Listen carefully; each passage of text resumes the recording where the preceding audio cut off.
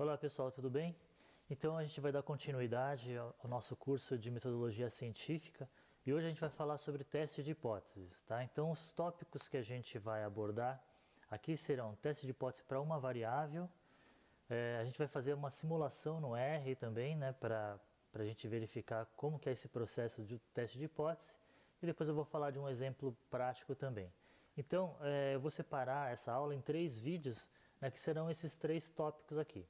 Bom, e relembrando também que a partir do próximo módulo, vocês vão começar a apresentar também os testes que eu pedi para vocês estudarem, né? Então, que é o teste ANOVA, regressão, Q quadrado e o teste T, tá?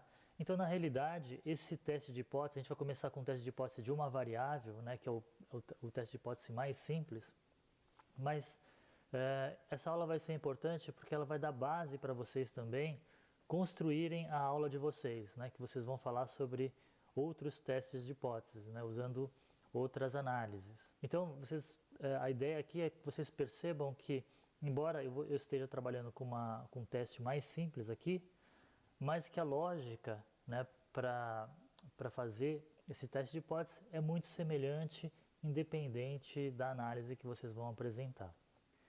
Bom, então, o que é o teste de hipótese, né? O teste de hipótese é verificada, testada, a partir de uma amostra, a chance de ser verdadeira é uma afirmação sobre o parâmetro de uma população. Primeiro, a gente vai estabelecer uma hipótese e a ideia é verificar, então, se a gente aceita ou se a gente rejeita essa hipótese com base nos dados que a gente coletar. Tá? Então, nesse caso, né, específico do teste de uma variável, a gente vai ter um valor hipotético, né, que é um determinado parâmetro de população, e a gente vai coletar, né, dados de campo, por exemplo, e a gente vai testar então para verificar se aquelas amostras, né, que a gente coletou, elas pertencem ou não àquela população com base nesse parâmetro teórico que a gente tem dessa população. Mas antes da gente dar seguimento, né, a esse tópico de hoje, eu vou só relembrar um pouquinho da aula que a gente teve sobre inferência estatística, tá? Porque, na verdade, muitos conceitos eles estão muito interligados e é interessante a gente relembrar, então, esses conceitos, tá? Então, só relembrando aqui que a gente tem uma população, a gente gostaria de fazer inferência, né, sobre um determinado parâmetro dessa população, que nesse caso eu estou chamando aqui, ó, a variável de interesse, que é o μ. Então eu vou retirar uma amostra, que seria um subconjunto dessa população, e a partir dessa amostra, então, eu quero fazer inferência para toda a minha população, tá? E só relembrando, né, que quando a gente retira essa amostra, a gente fez até aquela simulação, né? Então se a gente retirasse, por exemplo, amostras com n igual a 10, né? Ou seja, o meu número amostral é igual a 10. Eu tenho 10 amostras que eu retirei dessa população. Se eu fizer isso muitas vezes, o que vai acontecer? Cada vez que eu retiro, por exemplo, eu tiro a média dessa variável de interesse. Tá? Se eu fizer isso várias vezes, o que vai acontecer? A gente vai ter essa distribuição aqui, que é uma distribuição normal. Tá? Então, essa seria a distribuição da minha média amostral. E o que a gente verificou na última aula é que as características, né, dessa distribuição são que a minha média, né, dessa distribuição normal vai ser, o valor esperado dessa média vai ser o próprio μ, que seria o parâmetro que eu estou interessado em estimar. Tá? Então, o meu valor esperado seria o próprio μ.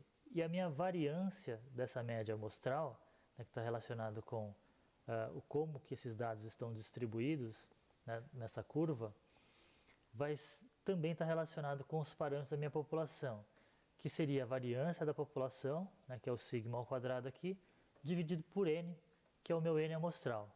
Tá? Então, se eu tirei amostras de 10, ou seja, cada vez eu fui lá e tirei 10 amostras, eu vou pegar a minha variância da população e dividir por 10, né, para determinar então como que esses dados eles estão distribuídos nessa curva normal. Tá ok? Isso que permite com que a gente consiga então fazer uma inferência da população com base na amostra, justamente porque os parâmetros da minha média amostral estão relacionados com os parâmetros da minha população, tá? E aí, dando seguimento aqui, a gente calculou o intervalo de confiança, né? Então lembra que a gente tinha que determinar qual que era esse grau de confiabilidade, né, que eu estou chamando de gama aqui. Então, por exemplo, eu quero um grau de confiabilidade de 95%. Tá? Então eu vou calcular qual que é o valor desse Z gama para eu ter um grau de confiabilidade de 95%. Eu quero ser mais restritivo, eu quero colocar 99% de grau de confiabilidade. Então, esse meu valor aqui de Z gama, ele vai ser diferente. Lembrando que esse Z gama, ele está relacionado com uma curva normal padrão, né? Onde a média é 0 e o meu desvio padrão é 1. Tá certo? E aí aqui, se a gente observar, esse restante aqui dessa equação é a própria variância da média amostral. Desculpa, o desvio padrão da média amostral, né? Que seria a variância, a raiz quadrada da variância, né? Se a gente tirar a raiz quadrada disso daqui, a gente vai ter esse valor aqui, que é o desvio padrão, então, dessa minha média amostral. Tá ok? Então, com isso eu consigo determinar aqui um intervalo, né? Então, vai ser o x, que seria a média da minha amostra, mais ou menos esse valor z, gama, né, que eu obtive então da minha normal padrão, vezes o desvio padrão da minha média amostral. Tá? E aí eu vou ter dois valores, né? Como a gente tem o mais e menos aqui, eu vou ter o valor para cima e para baixo em relação a essa média, que é o meu intervalo de estimativa do meu parâmetro da população, tá? Então, só relembrando aqui, né, utilizando o mesmo exemplo, né, que a gente viu na aula anterior, se eu tenho uma área aqui de floresta e eu quero estimar a biomassa dessa floresta, eu não preciso ir lá, né, e coletar os dados de todas as árvores, né, porque se eu fizesse isso ia demorar muito, ia ser muito custoso, né, e é claro, eu não precisaria usar estatística, mas em compensação eu teria que gastar muito dinheiro para fazer isso. Tá? E muito tempo também. Tá? Então o que eu faço? Eu vou e coleto amostras espalhadas aqui aleatoriamente nessa floresta. Então vamos supor que eu tenho parcelas aqui de 1 hectare. Cada área dessa aqui tem 1 hectare, eu vou lá, então eu coleto as informações das árvores somente dentro dessas parcelas. Tá? E aí vamos supor que eu obtive então fui para o campo, obtive esses valores, tá? E aí então eu vou aplicar essa minha fórmula do intervalo de confiança para fazer uma estimativa da biomassa de toda essa floresta, tá? E aí vamos supor que eu tenha essa informação aqui, que é o desvio padrão dessa biomassa florestal, tá? Que seria 30 toneladas por hectare. Então vamos supor que eu fui lá na literatura e encontrei essa informação que florestas tropicais, por exemplo, têm aproximadamente 30 toneladas por hectare de desvio padrão.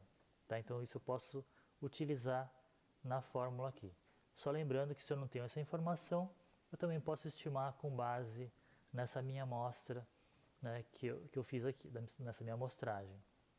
Porém, né, se eu utilizei a amostragem para fazer essa estimativa, aí eu já não vou utilizar mais o Z-gama, eu vou usar assim uma distribuição T de students com base então nessa amostragem, tá?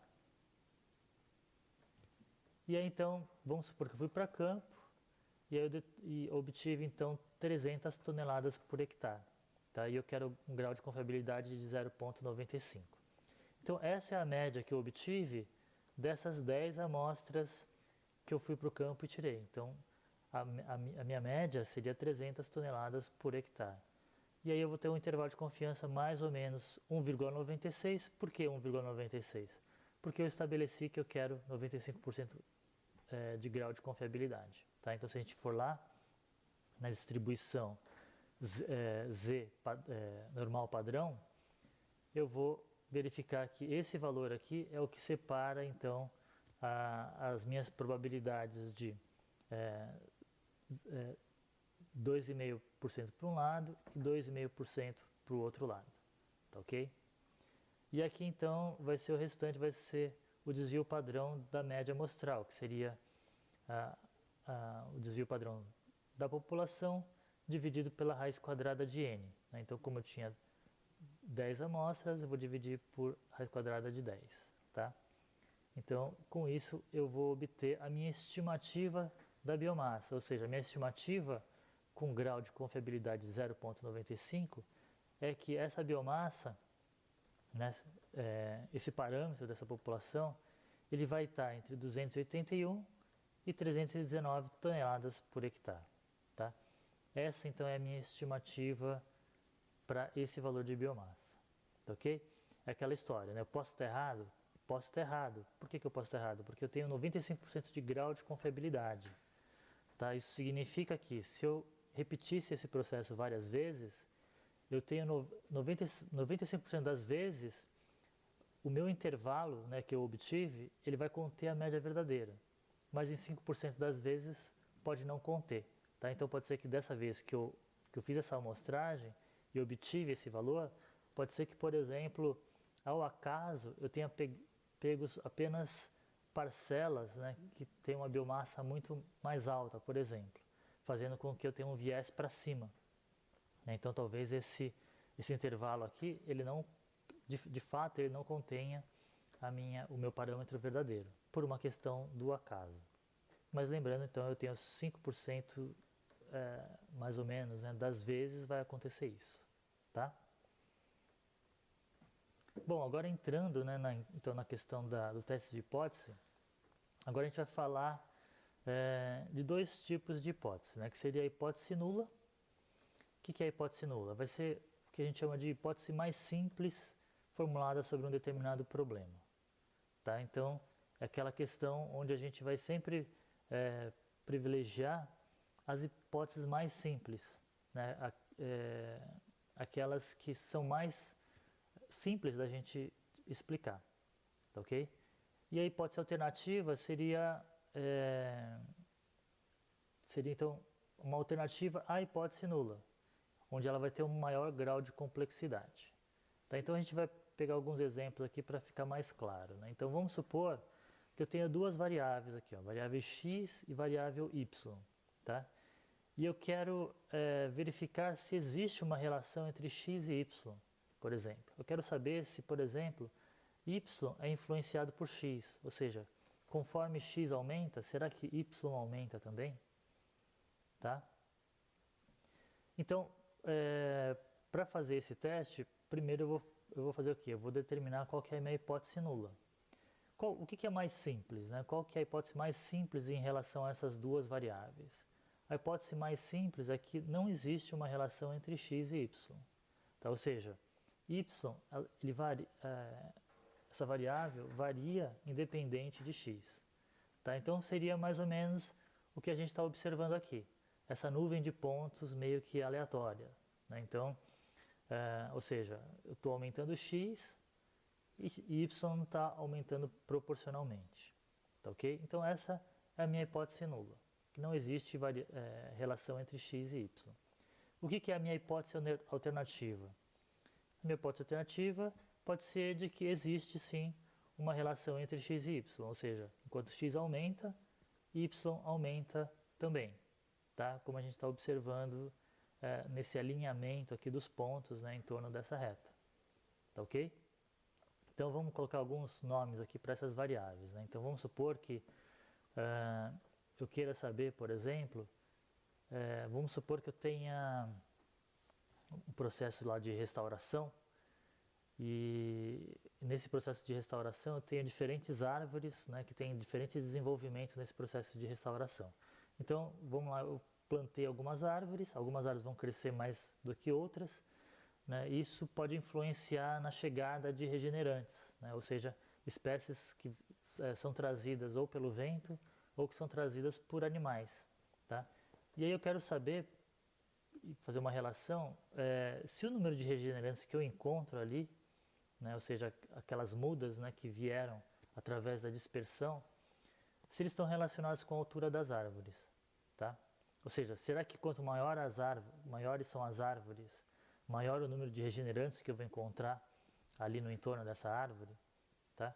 E aí então eu vou para o campo e coletar dados então em diferentes parcelas, por exemplo. Então cada pontinho desse aqui seria uma parcela. E a minha hipótese nula então seria de que não existe uma relação entre o número, a altura das árvores e o número de regenerantes, que é independente, né? Então não importa a variação da altura das árvores, o número de regenerantes vai variar independentemente, tá?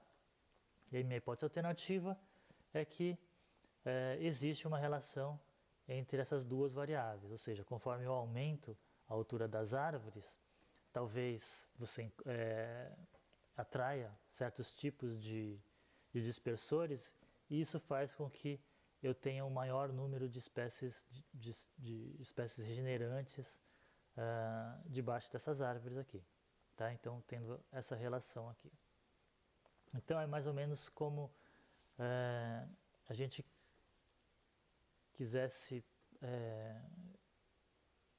sempre, na verdade, né, o que a gente vai fazer? Sempre a gente vai testar a nossa hipótese com base na nossa hipótese nula, tá? Ou seja, sempre considerando se não existe essa relação entre a altura das árvores e o número de regenerantes, eu vou determinar qual que é a probabilidade de eu encontrar um padrão como esse aqui, ó, onde todos esses pontos eles estão muito alinhados com essa reta.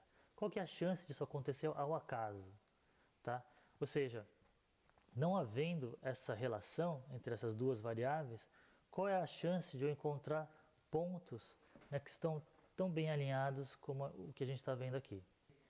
Em alguns casos é mais fácil da gente verificar, né? Aqui, muito claramente, a gente vai verificar que a probabilidade disso acontecer é muito pequena, né? Se não existe uma relação, de fato, entre essas duas variáveis, o que a gente vai encontrar na maior parte das vezes é um padrão como esse que a gente está observando aqui.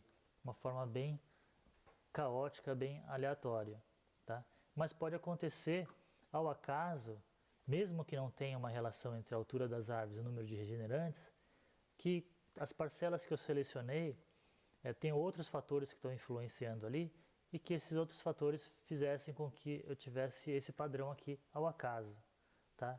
Ou seja, nesse caso eu poderia afirmar que, sim, existe relação entre a altura da árvore e o número de regenerantes, mas eu poderia estar errado. Mas eu quero saber qual que é a probabilidade de eu estar errado fazendo essa afirmação. Então isso que o teste de hipótese vai fazer, vai permitir com que a gente tome decisões com base na probabilidade. Tá? É claro que a maior parte das vezes a gente quer estar certo, a gente quer errar o menos possível. Então eu quero saber qual que é a probabilidade, se eu fizer uma determinada afirmação, qual que é a probabilidade de eu estar certo ou qual que é a probabilidade de eu estar errado. Tá? Então lembrando que aqui a gente está trabalhando com duas variáveis quantitativas, né, que é o tipo de desenho experimental do tipo regressão, né, como a gente já viu anteriormente. Tá? Vou pegar um outro exemplo aqui, onde a gente tem agora outros tipos de variáveis, né? Então agora a minha variável explicativa, ela é categórica. Então vamos supor que eu tenho um controle, um tratamento, eu estou querendo comparar o controle do tratamento, tá? E eu quero verificar então se esse meu tratamento ele tem influência ou não sobre um determinado parâmetro que eu estou estimando aqui, que é o y, tá? Então a minha hipótese nula qual é? Que não existe diferença entre o controle e o tratamento, tá? É a hipótese mais simples nesse caso aqui. E a hipótese alternativa é de que sim, existe uma diferença. Que nesse caso aqui, que esse parâmetro que eu estou estimando, para o tratamento, ele é mais alto do que para o controle. Tá? Então, pegando um exemplo aqui da biologia, então vamos supor que eu tenho aqui uma agricultura convencional e eu tenho áreas de SAF. Tá? Fui lá no campo, e a minha variável de interesse é a riqueza de invertebrados. Né? A minha pergunta é, será que a riqueza de invertebrados é igual numa agricultura convencional do que num SAF, por exemplo? Tá? Eu quero fazer essa verificação. Então, a minha hipótese nula é de que não existe diferença entre a riqueza de invertebrados na agricultura convencional e nas áreas de SAF. Tá? E a minha hipótese alternativa é de que sim, existe diferença.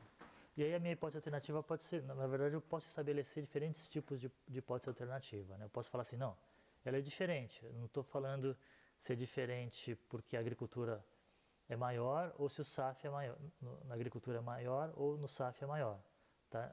Ou eu posso estabelecer uma ordem que eu posso falar assim, não, a minha hipótese alternativa é de que em áreas de SAF a riqueza de invertebrados é maior do que na agricultura convencional, tá? E o processo é o mesmo, né? Então a ideia aqui é a gente sempre calcular qual que é a probabilidade de eu fazer essa afirmação aqui da minha hipótese alternativa, tá? Então, se eu encontrei esse padrão aqui, eu quero calcular qual que é a probabilidade de eu encontrar um padrão como esse daqui, onde eu estou verificando essas diferenças, sendo que, de fato, não existe diferença na riqueza de invertebrados entre a agricultura convencional e o SAF, tá? Que é, de novo, para eu poder decidir se eu faço ou não essa afirmação. Ou seja, se eu aceito ou se eu rejeito a minha hipótese nula. Se eu rejeitei minha hipótese nula, significa que eu aceitei minha hipótese alternativa, ou seja, eu estou afirmando que áreas de SAF têm uma maior riqueza do que na agricultura convencional, tá? Mas é claro que eu quero determinar qual que é a probabilidade disso acontecer, ou seja, de eu estar certo. Então, qual que é a probabilidade de realmente haver diferença entre esses dois tipos de cultura? Então a gente vai, a partir de agora, aprender como que a gente faz esse cálculo dessa probabilidade, para a gente determinar se a gente pode rejeitar ou aceitar nossa hipótese nula. Lembrando que sempre, e aí não importa o tipo de análise, né, que vocês vão estudar, né, e vocês vão apresentar algumas análises nos próximos módulos, lembre sempre que os nossos testes são sempre relacionados com a hipótese nula. Ou seja, a gente está verificando a relação entre as variáveis, mas a gente sempre parte da ideia de que qual que é a chance, né, de eu encontrar esse padrão que eu obtive dessas minhas amostras, se de fato não existe diferença não existe relação entre essas variáveis, tá? Então a gente sempre parte da hipótese nula para a gente poder fazer o teste de hipótese. Então os nossos cálculos de probabilidade estão sempre relacionados com a hipótese de que não existe relação ou que não existe diferença entre as nossas variáveis, tá? Então vamos pegar um exemplo aqui, ó, onde eu tenho duas populações, tá? Então eu tenho uma população de aves sadias e populações de aves sob estresse, tá? Então a minha variável de interesse aqui seria o peso das aves. Por que o peso das aves? O peso das aves é a minha variável operacional. O que eu quero verificar mesmo é se os indivíduos eles estão sob estresse ou não, né? Então a minha variável conceitual é o estresse, né? A minha variável teórica. E aí a partir do peso das aves é que eu vou determinar se elas estão ou não sob estresse, tá? E aí vamos supor que eu tenho um estudo, né, feito anteriormente que tenha chegado a essa conclusão aqui, que aves que estão sob estresse, que estão sadias, aliás, que não estão sob estresse, elas têm em média o peso de 15 gramas, né, e o desvio padrão de 2,5 gramas. Tá? Então essa seria uma população de aves sadias. E aí outras aves, né, da mesma espécie que estão sob estresse, elas têm em média 13 gramas, ou seja, elas têm um peso menor do que aquelas sadias, né? E um desvio padrão de 3 gramas, tá ok? E aí vamos supor que eu tenho uma paisagem aqui fragmentada, e eu quero saber se essa paisagem fragmentada, ela causa ou não estresse nas minhas aves, né, nas aves que estão ali.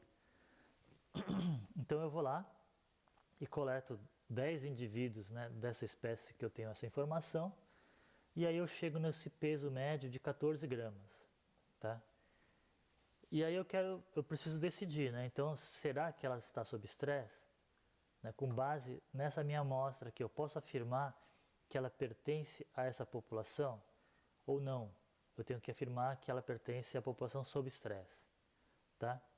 Então, qual a chance de erro nesse caso, né? Então, se eu afirmar que ela vem de aves, que ela é uma ave sadia, qual é a chance de eu estar errado? E se eu afirmar o contrário, também qual é a chance de eu estar errado nesse caso? Nesse caso, a gente tem dois tipos de erro, né? A gente pode falar que ela vem da sadia e, na verdade, ela está sob estresse, ou o contrário, a gente pode falar que ela está sob estresse, quando, na verdade, ela vem de espécies sadias. Então, a gente vai estabelecer as nossas hipóteses, né? A hipótese nula e a hipótese alternativa. Nesse caso, a gente vai estabelecer que a nossa hipótese nula é a amostra de aves vem de uma população estressada, ou seja, que tem essas características aqui, né? Média 13 gramas e desvio padrão 3 gramas. E a hipótese alternativa é a amostra de aves vem de uma população sadia com esses parâmetros aqui, tá? Nesse caso aqui, específico, a gente não está trabalhando com o que é mais simples ou o que é mais complexo, tá? Por que não é o contrário? Porque na realidade a gente está sendo mais conservador para a própria conservação dessas aves, tá? Por quê? Porque a hipótese nula ela está relacionada com um tipo de erro que é o erro que a gente chama erro do tipo 1, né? Que tem a chance de ocorrer, que é igual, essa chance vai ser igual a alfa, tá? Esse alfa a gente pré-estabelece, né? Então, por exemplo, normalmente a gente utiliza 5% da chance do erro do tipo 1. Tá? Então, a gente consegue controlar melhor esse tipo de erro do que o erro do tipo 2, que é o beta. A chance do erro do tipo 2, né? Que é o beta. Tá? Então, por isso, que a gente, nesse caso, a gente está estabelecendo que a nossa hipótese nula, que essa amostra de aves vem de uma população estressada. Por quê?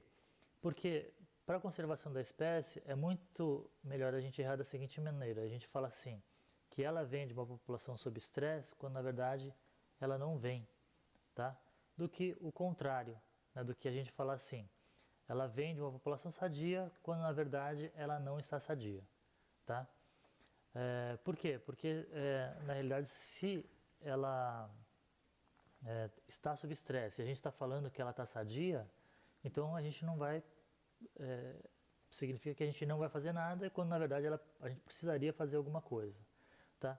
Enquanto que, se a gente fala que ela está sob estresse, quando na verdade ela não está, esse tipo de erro é menos problemático para a espécie, porque se a gente está falando assim, ela está sob estresse, mas ela não está, de qualquer maneira a gente vai pensar em alguma coisa, algum plano para tentar reduzir esse estresse, tá? Que não vai fazer mal algum para essa espécie, enquanto o contrário faria. Tá? Então, por isso que nesse caso a gente está relacionando aqui a nossa hipótese nula com esse erro do tipo 1, tá? O alfa, relacionado com a espécie estar estressada em áreas fragmentadas. Tudo bem? Eu acho que vai ficar mais claro nos próximos exemplos, né? Então, é mais ou menos isso daqui que a gente estava falando, né? A gente tem o erro do tipo 1 e o erro do tipo 2, né? Então, nesse caso, a gente está falando aqui a nossa hipótese nula é que ela vem de uma população estressada. Então, se a gente afirmar, né, que ela vem de uma população estressada, então a gente está acertando. Agora, se a gente está falando que ela vem de uma população estressada e ela de fato não vem, então, desculpa, e a gente rejeitar essa hipótese nula, né, que ela vem de uma população estressada, quando ela não vem, então a gente tem o erro do tipo 1, tá? E o erro do tipo 2 é o contrário, né? Então, é a gente aceitar a hipótese nula, né, de que ela vem de uma população estressada, quando na verdade ela não vem de uma população estressada, tá? Então, é o erro do tipo 2. E aqui a gente tem um acerto, quando a gente rejeita a hipótese nula, né? E de fato ela não vem de uma população estressada, tá? Então a gente tem esses dois tipos de erro que a gente vai aprender agora como calcular a probabilidade do erro do tipo 1 e a probabilidade do erro do tipo 2, tá? Que seria então o alfa e o beta. Acho que vai ficar mais claro a partir desse nosso exemplo, né? Então aqui a gente tem a hipótese nula de que a amostra de aves vem de uma população estressada, tá? Então a gente tem que, para fazer essa análise, a gente tem que considerar que, bom, uma vez que ela vem de uma população estressada, Então, qual que é a distribuição da média amostral, tá? Que é aquela distribuição que a gente viu anteriormente. Lembrando que a nossa média observada foi 14. A gente foi lá no campo, coletou os dados, tirou uma média então, né, do peso dessas aves que a gente coletou e deu 14, tá? E a gente tem que... então, nesse caso, para a nossa hipótese nula, a distribuição, né, normal, né, que a gente vai ter vai ser que o valor médio vai ser o próprio μ, né, que seria 13, e nesse caso o desvio padrão da média amostral seria o desvio padrão da minha população, que nesse caso é 3, dividido por raiz quadrada de 10, que é o meu N amostral, que é a quantidade de amostras que eu tenho. Então, nesse caso, se de fato essa amostra viesse de uma população que está sob estresse, a gente teria uma média amostral, né, com esses parâmetros, né? O valor μ de 13 e o desvio padrão de 0,95. Tá ok? E a gente tem que fazer esse mesmo cálculo para a nossa hipótese alternativa, ou seja, se ela viesse de uma população que está sadia, né, que não está sofrendo estresse, a gente teria outros valores, né, para essa média amostral, ou seja, o valor esperado seria 15, que seria o próprio parâmetro, né, dessa população sadia, né, a própria média, né, dessa população sadia, e o desvio padrão dessa média amostral seria 2,5 dividido pela raiz quadrada de 10. Tá? É o mesmo cálculo que a gente fez anteriormente quando a gente estava trabalhando lá com a inferência estatística. Tá ok? E aqui a gente consegue então construir essas duas hipóteses que a gente tem. Então, aqui a nossa hipótese nula e aqui a nossa hipótese alternativa. Ou seja, se ela vier de uma população sob estresse, é esse comportamento que a gente espera da média amostral, tá? Que foi o que a gente calculou aqui. Então, a gente tem a média 13 e o desvio padrão de 0,95. E isso vai construir para a gente essa curva aqui, se essa amostra viesse de fato de uma população sob estresse. E a mesma coisa aqui para uma população sadia. Então, essa é a variação da média amostral se eu fosse lá e retirasse então amostras de 10. Então, cada vez eu ia lá, tirava 10 amostras e tirasse essa média e eu ia construir essa curva e ia ter esse padrão que a gente está observando aqui. Tá? E aqui é o valor, é o x observado, que é o 14. Né? A gente foi lá e tirou uma amostra de 10 e obteve a média 14. E a gente quer saber, então, se essa média 14 vem dessa população ou vem dessa população aqui. Tá? É a nossa hipótese. São as nossas hipóteses. Bom, então, primeiro, o que a gente tem que fazer? A gente tem que determinar qual que é a região crítica para a minha rejeição da minha hipótese nula. Tá? O que é essa região crítica? Na verdade, se a gente voltar um pouquinho aqui, seria, então, a região onde 5% dos dados estão para um lado da distribuição e 95% estão para o outro lado.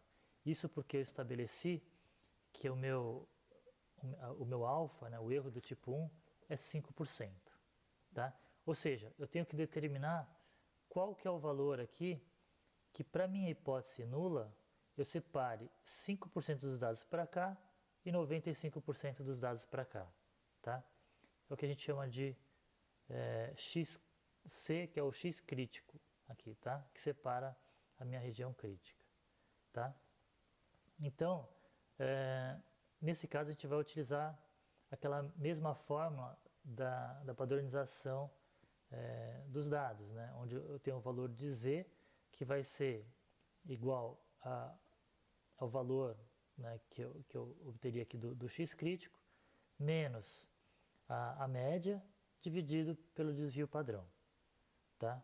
E eu quero uma probabilidade de 0,05. Tá ok? Para eu ter uma probabilidade de 0,05, numa normal padrão, qual que é esse valor que separa essa probabilidade de 0,05?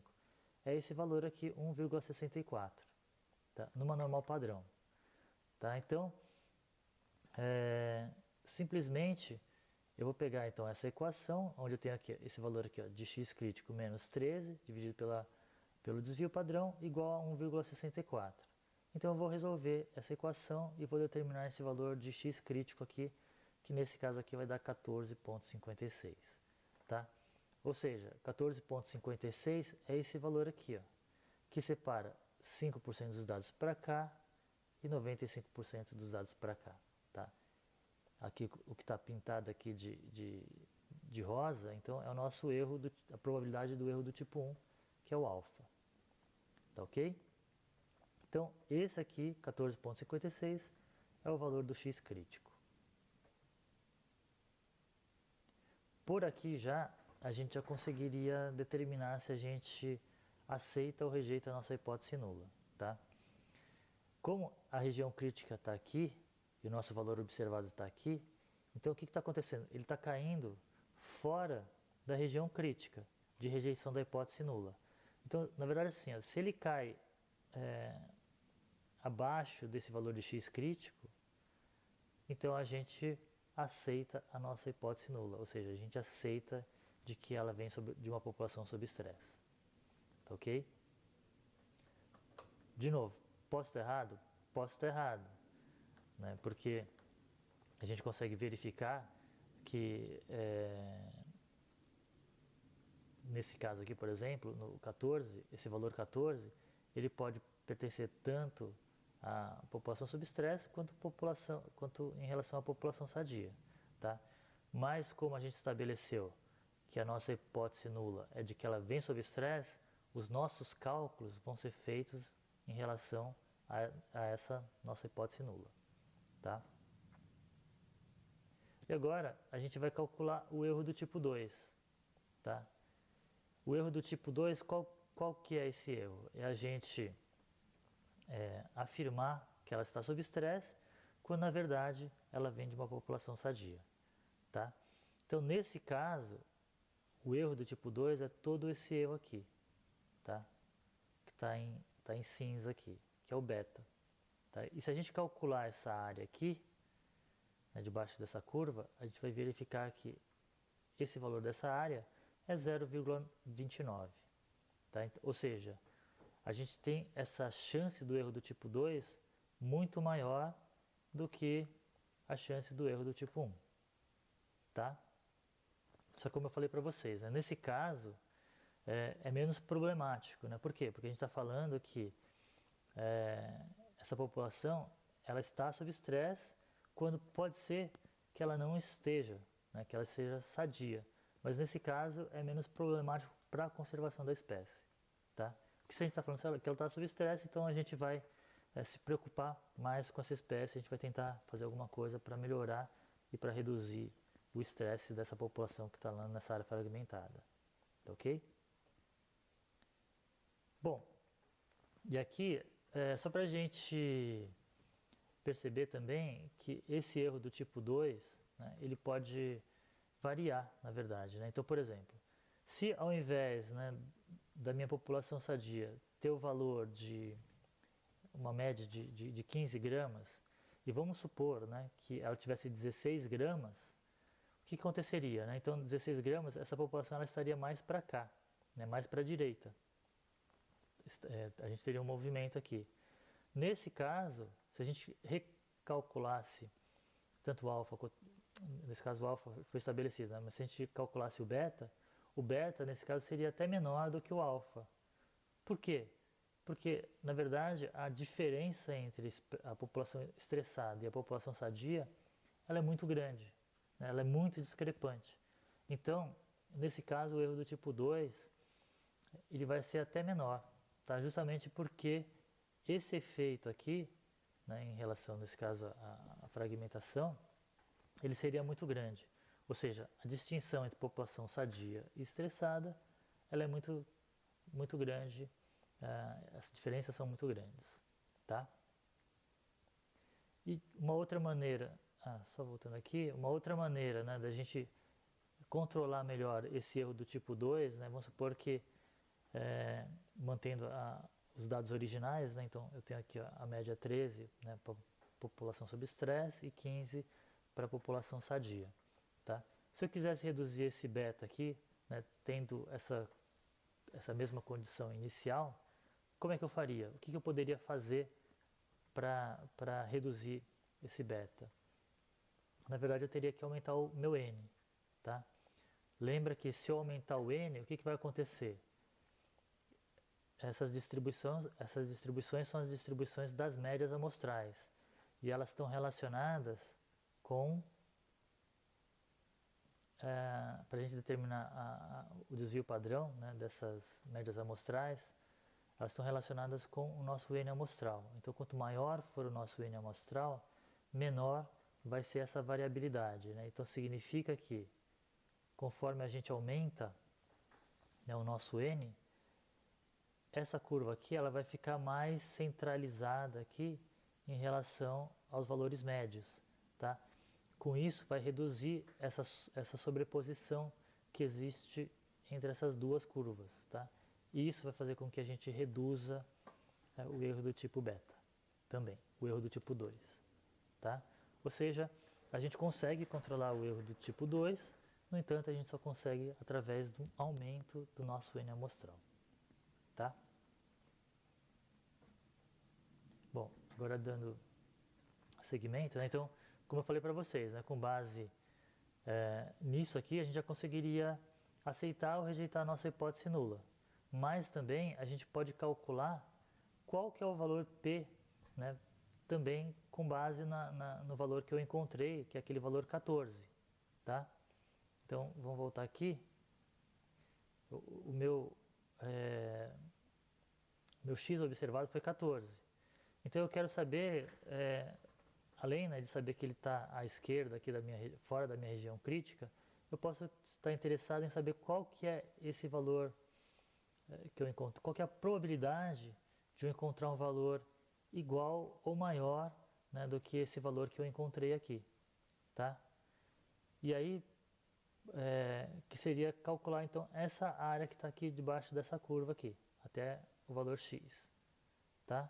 A gente já consegue perceber que é maior do que 0,05, né? Que é maior do que 5%. Então, para a gente calcular isso, a gente pode usar lá no R, né, essa fórmula aqui, que é o P-norm. Lembra que o P-norm, a gente dá aqui o valor aqui do eixo x, né, que seria o nosso 14, né, o nosso x observado. A gente passa aqui os valores dessa média amostral, né, considerando que a espécie vem de uma população estressada, né, então com média 13 e desvio padrão de 0,95, e aí a gente vai determinar esse valor de 0,15. Por que eu estou subtraindo aqui de 1? Porque na verdade a gente está olhando para esse lado da distribuição, né? Então a gente quer saber a probabilidade desse lado da distribuição. Se a gente fizesse só esse cálculo sem esse cálculo, né, daqui para cá, isso aqui ele está calculando a probabilidade até chegar nesse valor de x observado aqui, tá? Mas a gente quer a probabilidade para esse lado aqui, né? Então a gente vai fazer 1 menos toda essa área aqui desse lado esquerdo, a gente vai ter o lado direito, a área do lado direito, tá? Então, esse valor de P vai dar 0,15, né? 0,15, com isso também a gente consegue aceitar a nossa hipótese nula, né? Por que a gente aceita? Porque esse valor de P é maior do que 0,05, que é aquele valor do alfa, né, que a gente estabeleceu de 5%, que é a chance do erro do tipo 1. Tá ok? Então, tanto faz, né? A gente pode aceitar ou rejeitar a nossa hipótese nula com base nesse valor de P, ou então comparando o valor x observado, né, que a gente obteve em relação ao x crítico que a gente obteve aqui. Tá? Bom, é mais ou menos isso, né, que eu queria mostrar para vocês.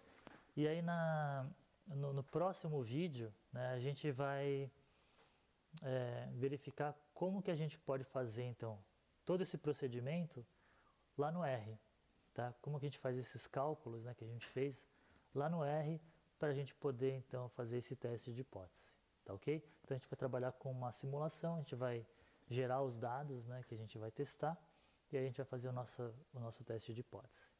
E aqui então só o passo a passo, né, para esse teste de hipótese, onde inicialmente a gente vai determinar qual que é a nossa hipótese nula e qual que é a nossa hipótese alternativa.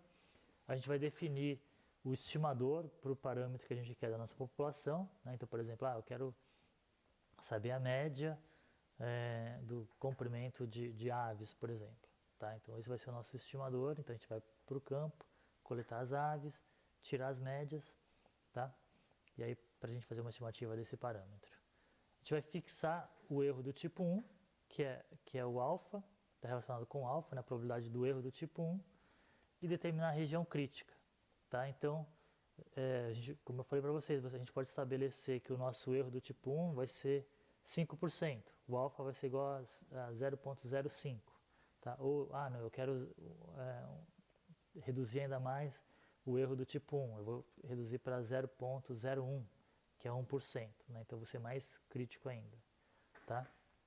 A região crítica é aquela região, então, onde se o meu valor caiu ali dentro, né, significa que eu vou rejeitar a minha hipótese nula.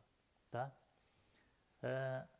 Aí eu faço a estimativa dos parâmetros com base na amostra, ou seja, eu vou lá para o campo, coleto os dados, né, fiz as medições, tiro a média, por exemplo, né, das amostras que eu coletei, e aí então com base nessa estimativa eu vou verificar se eu aceito ou rejeito a minha hipótese nula.